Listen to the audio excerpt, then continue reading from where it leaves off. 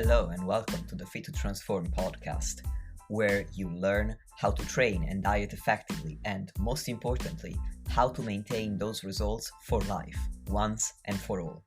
I'm Nikias Tomasiello, a transgender training and nutrition coach working online with anyone who's ready for a true lifestyle transformation, anywhere they may be in the world. As a friendly reminder, any and all information provided is for educational purposes only. You should consult with your doctor before implementing any changes to your diet and exercise program.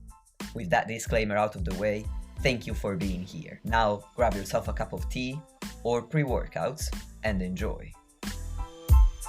Let's do it. So we got the glute max, and then we got the glute med and the glute minimus. The glute max is primarily one of the biggest and strongest hip extensors in the body. I would say the only comparable one is adductor magnus, the incorrectly named adductor magnus, because it is primarily a hip extensor, at least when you're in deeper degrees of hip flexion. And about 2/3 of your overall glute mass, from a hypertrophy perspective, is taken up by the glute max. But the primarily medius and to some degree the minimus, which do rotation and abduction of the hips, that's the other third. So that's a meaningful contributor to overall glute size. So generally, when you think about how do you train the glutes effectively, you want to think about those two motions. You want to have, ideally, if you're really trying to get everything out of your glutes possible, some type of hip extension exercise and then some type of abduction exercise. And there are some things you can do to try to make these exercises better. Some of them you will see bikini TikTok chicks, doing that do make sense. Others that don't. Some of it is more of like a sensation thing, and some of them actually makes sense. So, for example, like frog thrusts probably don't make a whole lot of sense. You're in an unstable position. You're actually actively shortening the muscles, but you will get much more sensation out of it because you're in this kind of flex position, right? So it's kind of like putting a pose of your glutes and actively flexing them on top of an exercise. And it creates this artificial mind-muscle connection that probably doesn't reflect the actual tension stimulus. But another thing that you will see people do that does make sense. So, for example, let's say you get on the abduction machine, the aptly named bad girl machine, because we come from a sex shaming society. How dare you open your knees? The abductor machine, leaning over and being in a hip flex position as much as you can while doing abduction is going to create an additional stretch on the glute max and glute med while you're doing that. So it's basically training the glute while you're doing abduction in a longer position. Probably makes sense theoretically. Now, I say theoretically because we have almost no research on the glutes. It is very difficult to measure hypertrophy of the glutes unless you have something like an MRI, which some labs do, but the vast majority don't. And muscle thickness measurements on the glutes are very challenging because of the amount of adipose tissue and the differences in anatomical variation between individuals. So I mentioned earlier we have the study by Plotkin and colleagues comparing squats to hip thrusts. I think this is a great example where we need to think about other interacting variables in exercise selection, which influence hypertrophy. Because on paper, a squat should be a better glute exercise than a hip thrust from a perspective of muscle length and resistance profile. So if we think about this, as you get deeper and deeper and deeper and deeper and deeper into a squat, and your hips are traveling backwards, the length is increasing in the glutes, as well as the torque demands or the heaviness that you feel. People get stuck in the bottom of a squat. So the resistance profile matches what you want from a hypertrophy perspective. When the muscle is longest, the force demands are highest, so you have to produce high force at a long muscle length. That's ideal, kind of like that Nordic hamstring curl benefiting the bicep from a short head perspective. Yet, in this head-to-head comparison with hip thrusts, which are the exact opposite, if you think about a hip thrust, as you get deeper and deeper into a hip thrust, it gets easier and easier, and then trying to lock out a hip thrust, it's like, I got to fight really hard at the top. They're a really hard, quote-unquote, peak contraction exercise. And before we understood the benefit of being at longer muscle lengths, we would say that that's a good thing. That's why they're effective. This is great, And from a functional performance perspective, you could certainly make an argument that you want to have some exercise that peak hip extension demands, because that's that final point of when you're jumping or running. But we don't care about that. We just care about having juicy glutes, right? So from a juicy glutes perspective, to make a technical term, implemented, we want something that loads the glutes more in a lengthened position, and the hip thrust does the opposite. So why is it that in the Plotkin study, the hip thrust and the squats produced very comparable degrees of hypertrophy? Well, they both trained to failure, and they were novices. These are untrained individuals. And it's important to remember that when you train to failure in a multi-joint movement, it is not necessarily training every single muscle in that exercise to muscular failure. You're reaching task failure. And what defines a good exercise for a given muscle from a hypertrophy perspective, one of the major components, not all of them, in addition to trying to beat a longer muscle length and having a resistance profile that favors that muscle length of when the challenge is that task failure and muscle failure are closely aligned for that muscle. So this is one of the reasons why isolation exercises are generally a good idea if your goal is hypertrophy. When you do a multi-joint movement, especially for the back or the lower body, when there's more complexity involved and more muscles involved, you can complete task failure in various ways, which means that some muscles can be not the weak link when you would like them to be. So if you watch someone do a squat to failure, it typically changes the motor pattern as they get closer and closer to failure. The third attempt on a squat in a powerlifting meet, when it is actually finished, or even when it's missed, looks different and actually does have differences to the first attempt, which is typically something someone could do for 3 or 4 reps because they're trying to get on the board. You can squat like a Chinese weightlifter, knees forward, heels down if you've got the ankle mobility, and stay nice and upright with the squat at the beginning of the set of 10. When you get to your 9th and 10th rep, invariably, to some degree, everybody, and far less degree for some than others, depending upon their anthropometrics and relative strength of different muscles, you're going to see the hips kick back. And that's because your quads are tapped out and you're asking for assistance from the glutes and your lower back, which implies that they have more left to give. And if you shift the movement to becoming more hip extension dominant, you can continue the set. And it is not until the quads truly become the limiter, or maybe the glutes, in that new motor pattern, that you can no longer complete the task. So what is probably occurring, even when you go to failure on this on paper good exercise for the glutes, the squat, is that you are not actually hitting muscular failure for the glutes. But on a hip thrust, it's the closest thing we can get to for a glute isolation movement with a barbell, right? The hip thrust or the glute bridge. And you are, if you were, set high enough up on the bench that your back is on, or your feet are elevated, you can get reasonably low. So you are still getting to a long muscle length, even if the resistance profile is not great at that longer muscle length. And if you actually go all the way to failure, you're getting some quote unquote effective reps at that long muscle length. So that's probably why Plotkin observed similar outcomes in terms of hypertrophy, even though the resistance profile of the hip thrust isn't great, because it's a butt isolation movement, and they went to failure. So you can kind of cover up a lot of these anatomical advantages or disadvantages that we theoretically think of on paper of a resistance profile simply by isolating an exercise and training hard. And that's why you universally will hear bikini competitors or any physique athlete who needs to bring up their glutes say, no, the hip thrusts are great. And some of the things that we might see from a general hypertrophy perspective of them being a quote unquote poor exercise can be an advantage from a physique competitor perspective. So for example, unbalanced quad to glute growth is something that you don't want as a bodybuilder or from a functional athlete perspective, but that is actually desired in the bikini division if you look at what is rewarded by the judges. Maybe not in the wellness category, the improperly named wellness category, but in the wellness category, you want huge quads, you want huge glutes, you want huge hamstrings, you just want to grow everything. You would use hip thrust, but you wouldn't be happy that they don't grow your quads very well. You'd prefer if they grew everything. But a bikini competitor will be like, listen, I actually don't want my quads to grow anymore. I need an exercise which will preferentially grow my glutes. And now this becomes a useful tool.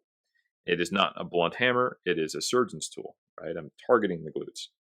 So the glutes are one of those exercises.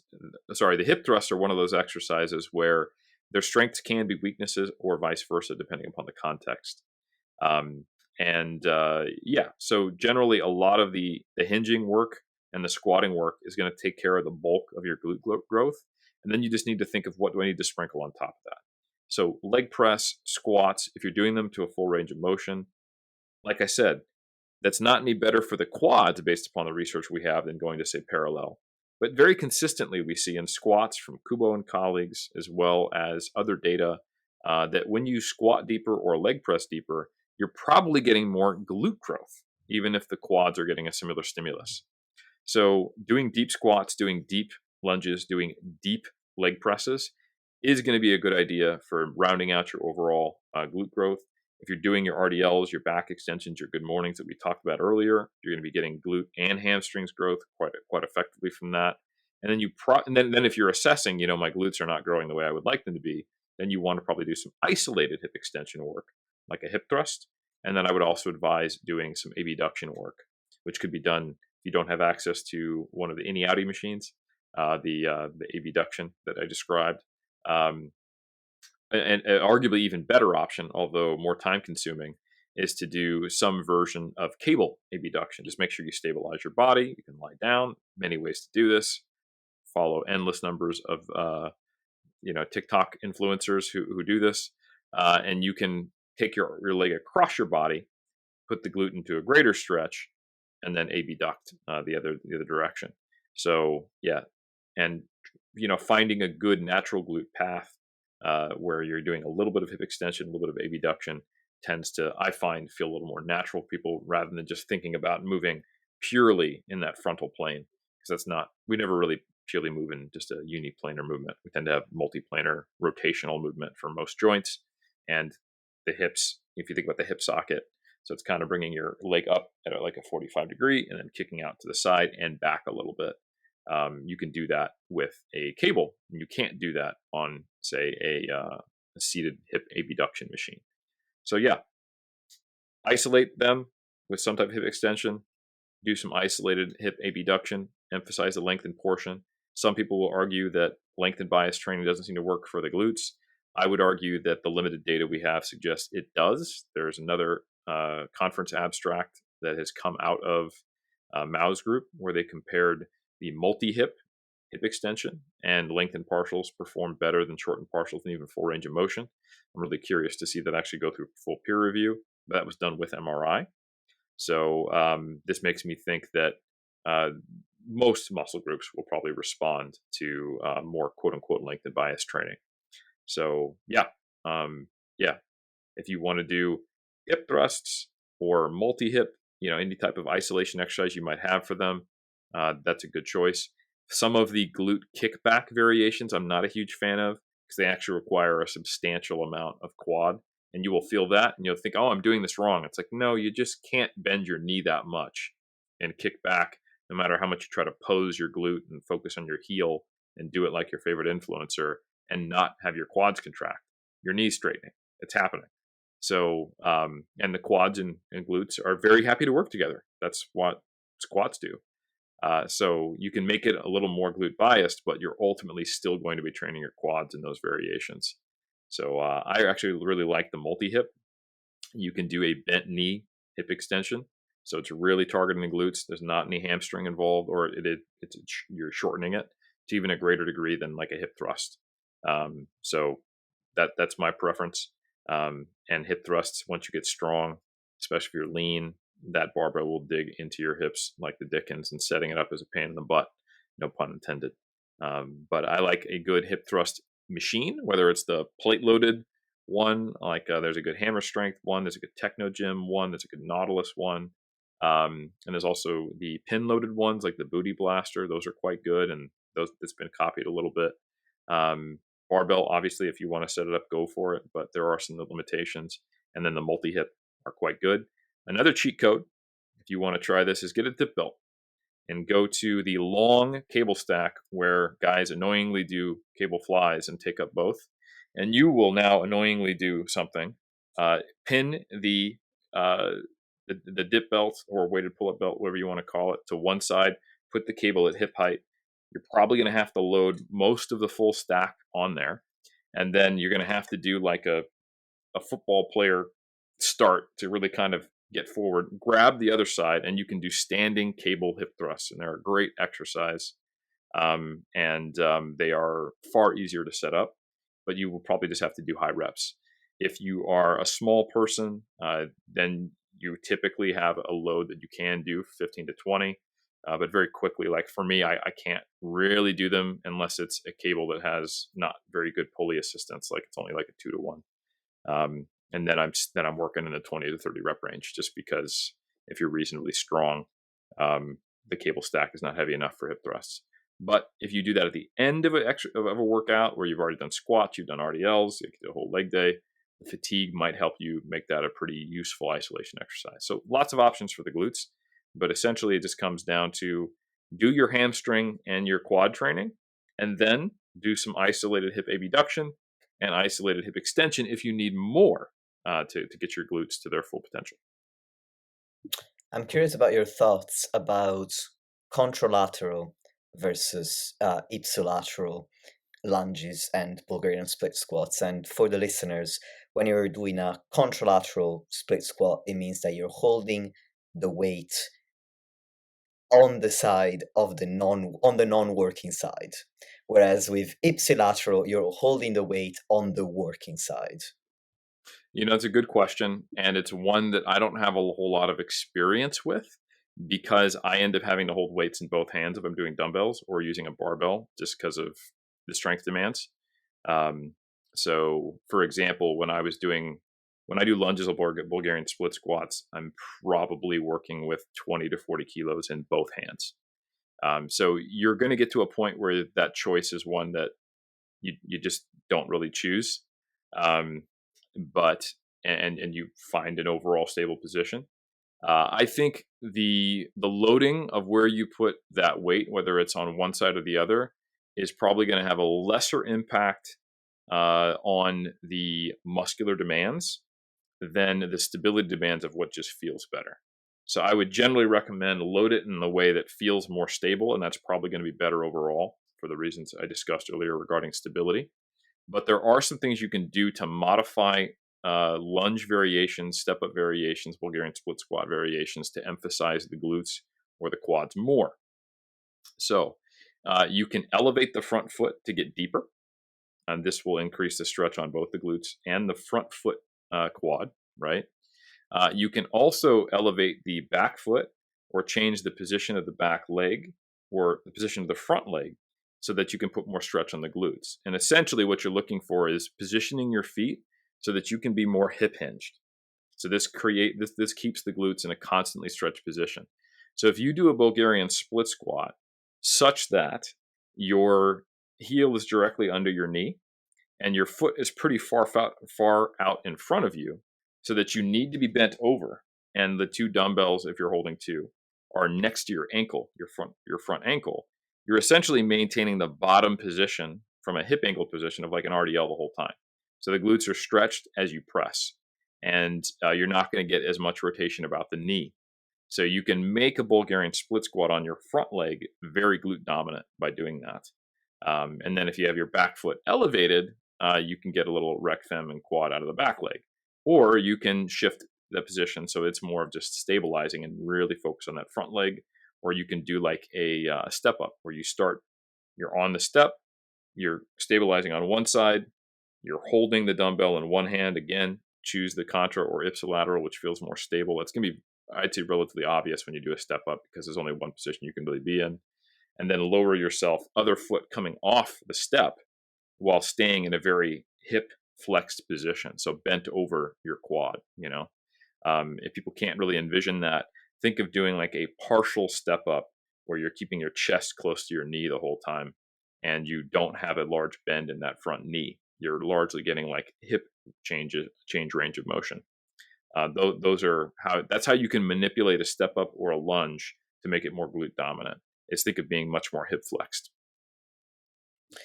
On the topic of manipulating exercises, another one that's interesting to talk about would be the hip extension or back extension. How can Mm. you manipulate it to bias the quads more, the glutes more versus the hamstrings, or even if you wanted to, the lower back muscles more, because it can train and it does involve all three to an extent.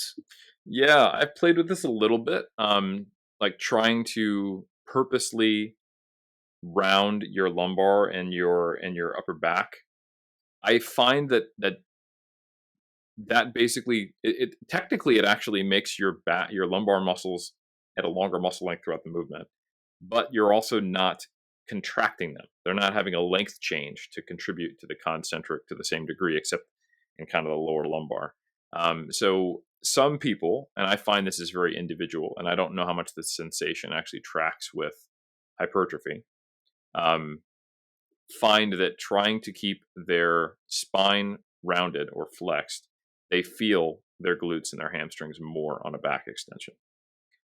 I have tried both. I don't think I notice a difference. I think this is a hard one to truly manipulate, and especially when you start loading it, and the loading demands are kind of going to change things. One thing I would say is that a 45-degree versus a 90-degree back extension is probably a better choice if you think about where is it loaded, where's the lever arm longest. In a 90-degree, it's when you're all the way up at the top, when everything's shortened. In a 45-degree, it is when you are half of the way up, because that's the point when your torso is parallel to the ground. And if you have one of those adjustable back extensions, you can actually get it up sometimes to like a 55-degree. And those are great, because then you can actually get a slightly better challenge at a longer muscle length. Some other things you can do if you want to emphasize the hamstring more is you can do a single leg back extension. And this requires more stability control, and you can actively kind of knee flex into the pad. Glute ham raise also enables you to do that and kind of combine a glute hamstring exercise and takes the lower back out of it a bit more. You can kind of just stay in a hip flex position and just try to focus on bringing up kind of your body while you're hip flexed. And that will pre-stretch the glutes and also reduce the torque demands on the lumbar. And you can make it a little more glute ham. But I think it is challenging to meaningfully manipulate the back extension to really shift the emphasis more to the glutes. I think people try a lot of different ways of doing it, and they do get a different sensation. But I am skeptical as to the degree that it's actually changing things, to be honest. That makes sense. I have another question. Foot position on the leg press, whether Mm. we want it narrower or wider, does that make a difference? Narrower or wider may make a difference in terms of the glutes and the adductor magnus. So the wider your foot position will produce a little more lengthening in the adductor and a little less lengthening in the glutes. So if you take a kind of hip width stance, so your feet are just kind of straight, like if you did kind of a straight up and down squat, and then if you have your knee positioned directly over your ankle, that's probably going to be the position where you're going to get a little more glute out of a leg press. Especially if you don't lay the pad all the way back, down. Like generally when I do a leg press, because I see it as probably just a better vehicle for quadricep growth than I do anything else, I put the pad all the way down so I can get more knee flexion. I can get more rotation about the knee. And it's kind of six of one, half dozen of the other. If you get all the way down, but you need the ankle dorsiflexion to do this, then you can get a stretch on the glutes. But I have ridiculous dorsiflexion because of the torture device that I did on my calves. So I have way more dorsiflexion than would make sense for your typical 42-year-old male. I'm like a teenage, Asian weightlifter, right? But for people with normal degrees of dorsiflexion, they will probably be able to get more hip flexion and more stretch on the glutes with a more neutral foot position, ankle under the knee, and then feet relatively close together. And that will produce, and then the pad up on the leg press. So they're kind of like pre-stretching the glute. And then don't fully lock out on the leg press. and actively think of pushing through the heel. And you can, to the degree that you can, make that a slightly more glute biased exercise. But don't expect to not feel your quads and not to fatigue your quads when doing that.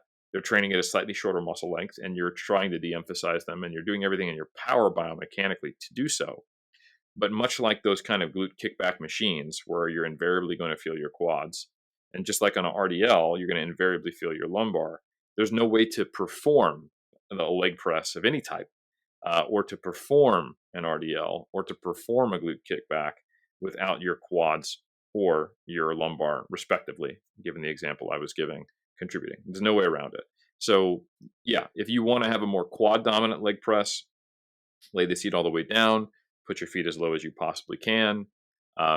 Put your feet out just a little bit to accommodate getting around your ASIS, the front of your hip, so you can get nice and deep, and manipulate things so that you can get more rotation about the knee.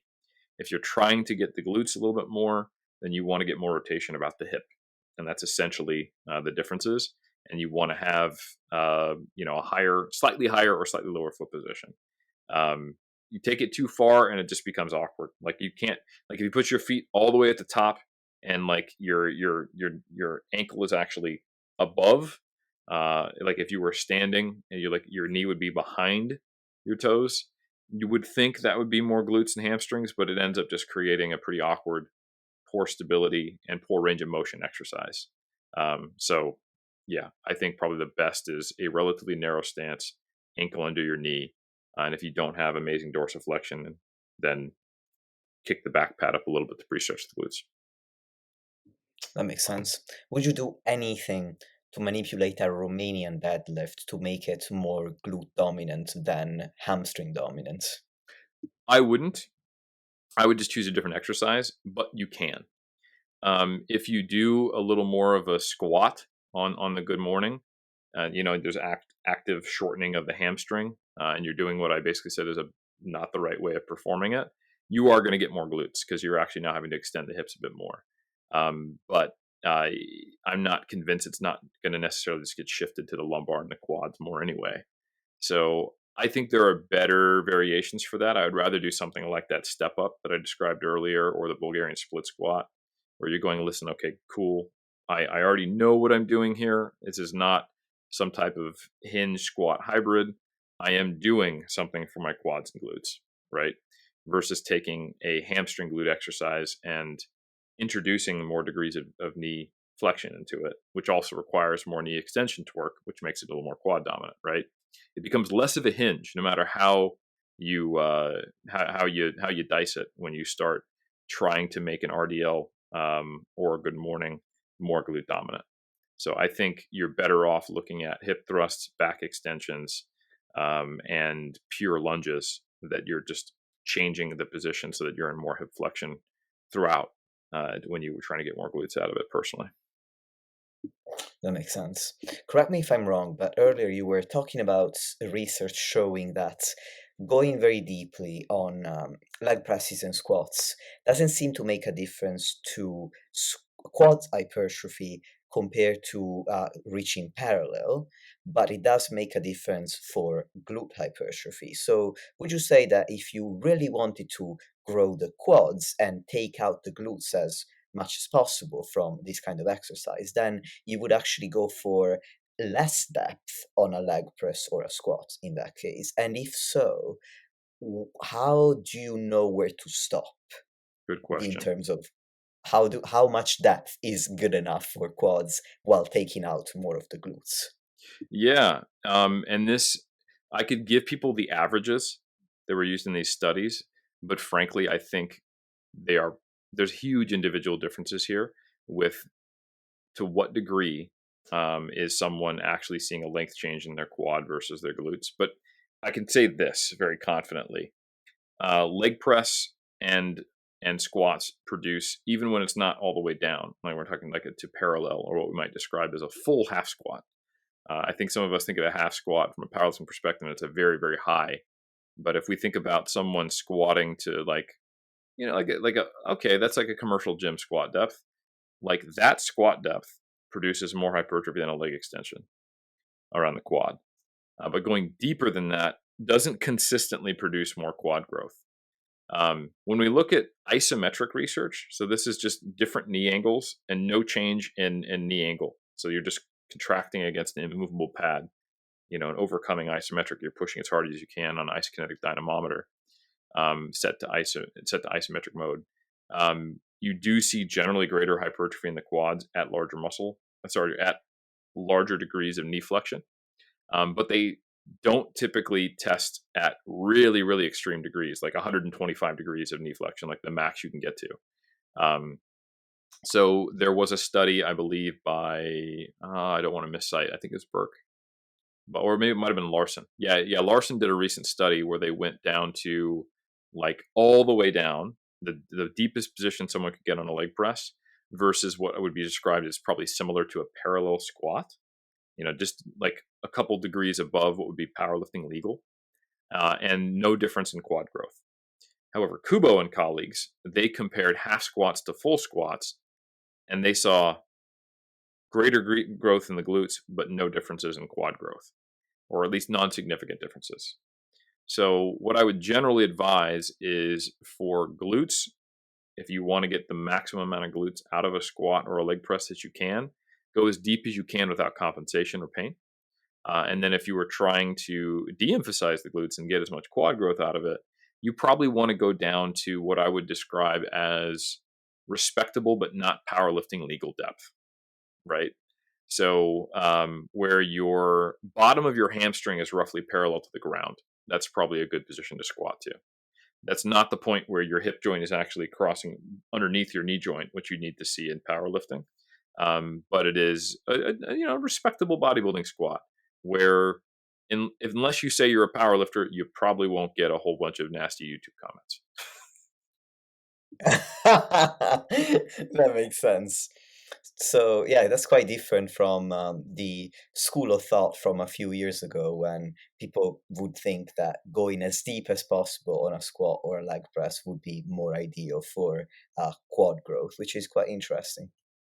And it's still possible that could be true, but the research has shown that yes, larger degrees of knee flexion are beneficial, but it might be that the when you're really, really deep in a squat, the primary contributors are the adductor and the glutes. And then they generate so much force and they dominate what is producing tension that your quads start to contribute a little bit more out of the hole anyway. That's my guess. I would be interested in seeing more isometric comparisons. If you can isolate the knee joint, this may not be true, right?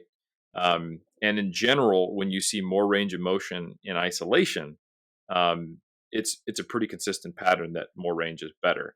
But that's because maybe the glutes adductors aren't contributing to that overall pattern. So it's kind of one of those things where it's an ecological validity versus internal validity discussion. Yes, if you could train the quad at a longer length, it would get more stimulus. But if it's not the thing that's reaching the highest tensions at that longer length, then it's not really being trained there. So when you do a leg press, when you do a squat, when you do a lunge, and you're getting contributions from all these other muscles, the quads are only reaching that peak tension and are only fully active in a shorter range of motion anyway. That's my guess. That is a guess, though. But yeah, there was a recent study comparing isometrics to leg extensions that was done by Verovic and colleagues. It's just now published.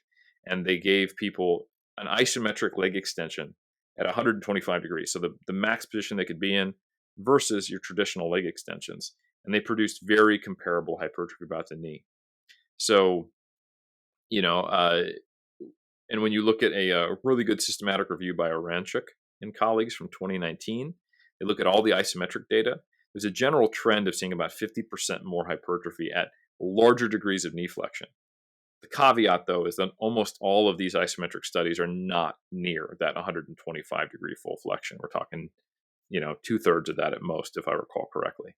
So we just don't have the data where we can really isolate the quads and say, oh no, they respond to longer muscle lengths, but only up to a point.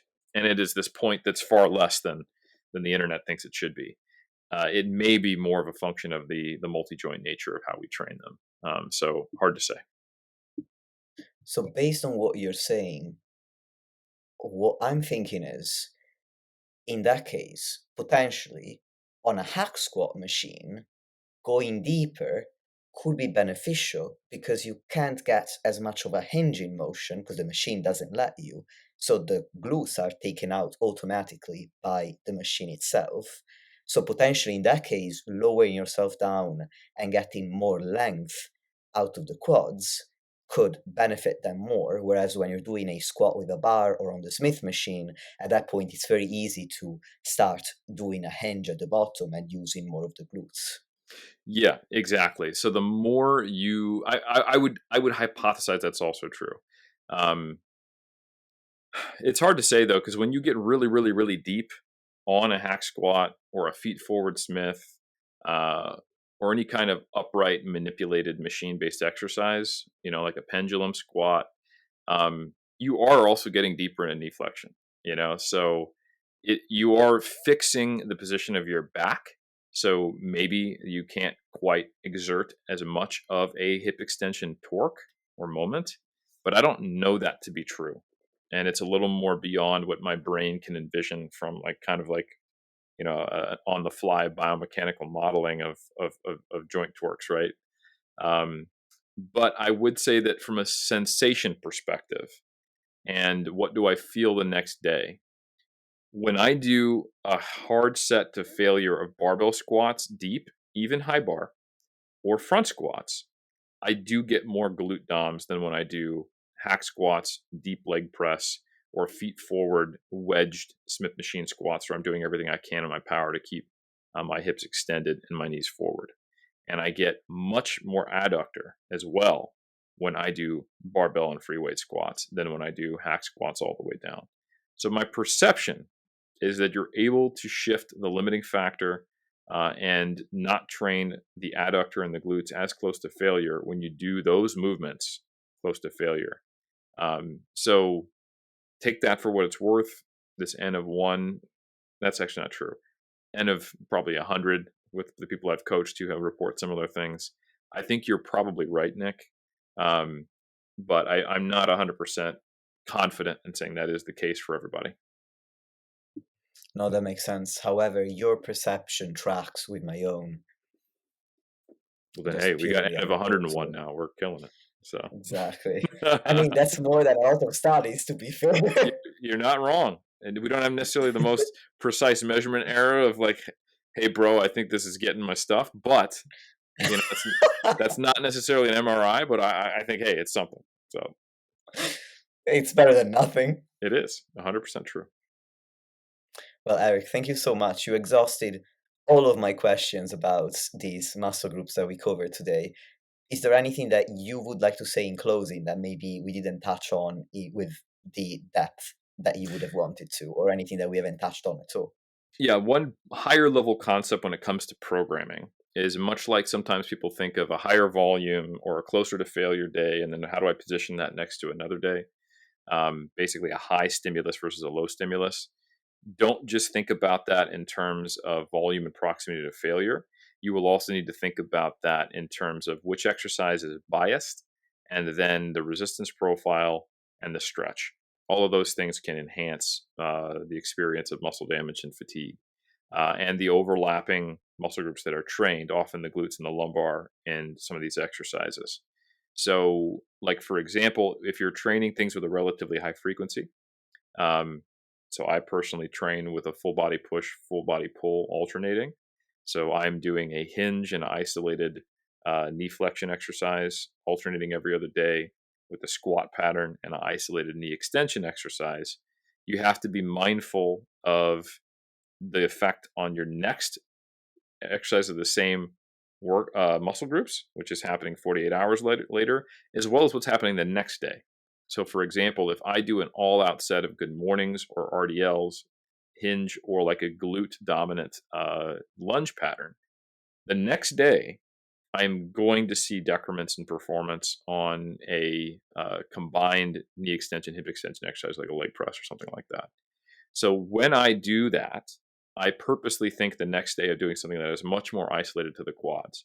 I might do sissy squats and leg extensions or something like that. Likewise, If on Monday, Wednesday, and Friday I have my hip extension, dominant, like full body pull exercises, and let's say I plan to do an RDL, a good morning, and a back extension, it would be smart of me to put the RDL and the good morning on Monday and Friday and not on the Wednesday, so that I have more time to recover between them. And again, because I will have both Saturday and Sunday before I do it again on Monday. And between Monday and Friday, I have Tuesday, Wednesday, Thursday. So the back extension, like we talked about, even a 45 degree, it is hardest when the glutes are shorter and it doesn't load the lumbar as much. It's not quite axially loaded. It's just a less damaging and less stressful on the musculoskeletal system exercise as a whole. And perceptually, it's not as hard in my experience, and it's not as technically demanding. So, from a psychological and a physiological perspective, it's a lot easier to recover from, and it's a great way to position different exercises between those days. And you can think about, okay, not only the volume, not only the proximity to failure, but also the muscle length and the exercise demands. That will help me figure out how I want to program this. If you only got 2 leg days in a week, that's fine. But once you get into higher volumes with higher efforts, and if you're trying to grow a muscle group fully and really hit it from every angle, and if you're trying to, say, bring up your legs as a whole, these bottlenecks can be things that can become issues, or even increase your likelihood of a burnout or minor discomfort or injury to that's what ends up holding you back. So you do have to think about those things. Yes, that makes sense. Thank you so much. So, at this point, what do you want to plug? I'm going to put all the links in the show notes for the audience. Yeah, I would say, if you're interested in getting coaching assistance on something like this, or learning more about these exercises and how to perform them, we have both courses and coaches at 3D Muscle Training for that, for like super applied, how do I do this and show me videos type of deal. If you're interested in like understanding the research better, then I've got 2 things for you. If you want to read research as it comes out and stay up to date, and you really want to get your nerd on, massresearchreview.com, or the 3rd edition of my books, and I have a whole chapter on exercise selection for hypertrophy and strength of the muscle and strength pyramids, are coming out before the end of the year. So it is, 3rd week in October. Within a month, I suspect these will be released, at most 2 months, but definitely before Christmas, my books are coming out. So that is muscleandstrengthpyramids.com, or you can get them on Amazon, because I too am a corporate shill for the conglomerates that control the world. Oh, congratulations on the 3rd edition coming out. If you already have previous editions, do you get an automatic update, or do I have to buy them again? If you specifically bought the bundle, which has lifetime updates, if you bought the 1st and 2nd edition, Yes. then you will get them sent to the PayPal address or whatever email address is associated with your Stripe, however you purchase them, automatically when they come out as a PDF. Notably, Oh, we are brilliant. not doing that for the 3rd edition, folks.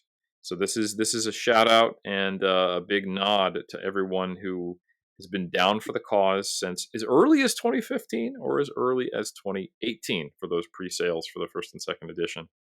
But all of you late adopters who are only buying my book in the 3rd edition, how dare you not be aware of me 10 years ago, or be born sometimes later to where you didn't start getting into fitness? How dare you be born later than I am? Now, in all seriousness, yeah, we're actually just not wanting to sell them on muscleandstrengthpyramids.com as much. We want to shift more to being a corporate shill and selling them on Amazon, because it's just logistically easier and we have less customer service things. So we're not going to be offering that moving forward anymore, for new purchasers. Of course, you will have it forever. You'll always be getting the PDFs, because that's the deal you paid for. So yeah, people who have been in the already had them, you're going to get them. New folks, I would be honored and privileged if you would purchase the books, and it will tell you everything I can think about as far as training and nutrition. Fantastic. And I have the 2nd edition. I'm going to be looking forward to reading the 3rd. So, dear listeners, definitely think about purchasing those books. It was my very first purchase when I decided to enter the fitness industry and start lifting weights. And that's what I used as a guide to write my first full body program back in 2018. Oh man, that's so cool to hear. And I'm honored to hear that, man. Thank you so much, Nick. No, thank you, Eric, for all that you have done for the industry and for myself and for people like me. I will just say you're very welcome and uncomfortably say thank you. And I will say, hey, also make sure to follow this podcast. It's a great one. Amazing guests. I'll be sharing it on my Instagram at Helms3DMJ as soon as it comes out. Thank you so much, Eric. And thank you, dear listeners, for tuning in, as always, and I will talk to you very soon.